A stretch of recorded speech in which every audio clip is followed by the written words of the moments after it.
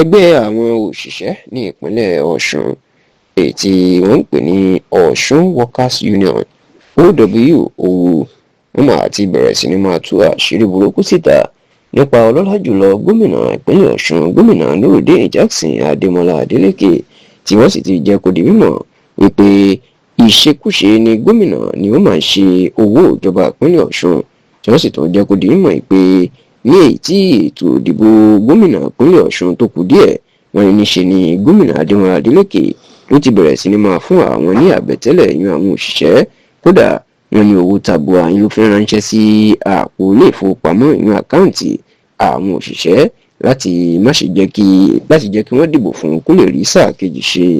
ẹ rántí wípé ọjọ́ àbámẹ́ta tí í ṣe ọjọ́ sátidé ọ̀sẹ̀ tí ó ń bọ̀ yìí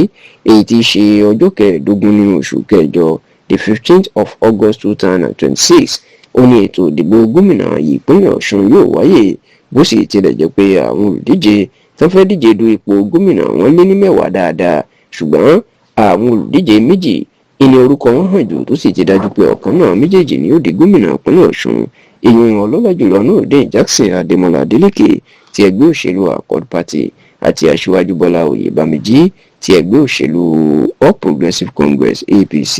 ṣáò pẹ̀lú bí ọ̀rọ̀ ṣe wá rí báyìí ẹgbẹ́ àwọn òṣìṣẹ́ ìpínlẹ̀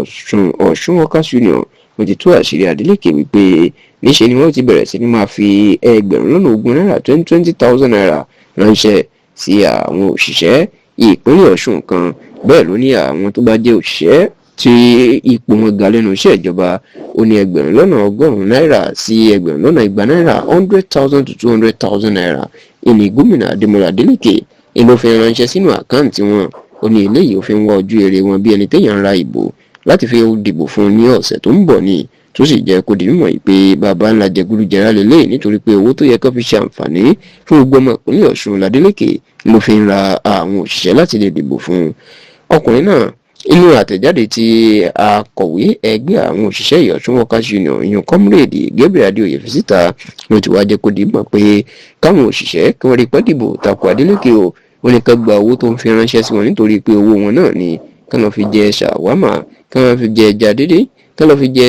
ẹja látàsúẹ́sì ẹ̀ ká gbádùn ẹ̀mí ara wọn ṣùgbọ́n ká má ṣe dìbò fún un olẹ́sẹ̀ tí Adélékè ṣe àwọn pọ̀ onígbà tó ṣẹ̀ṣẹ̀ di gómìnà lásìkò polongo òbò lọ́dún 2022 ó ṣe ìlérí fún àwọn wípé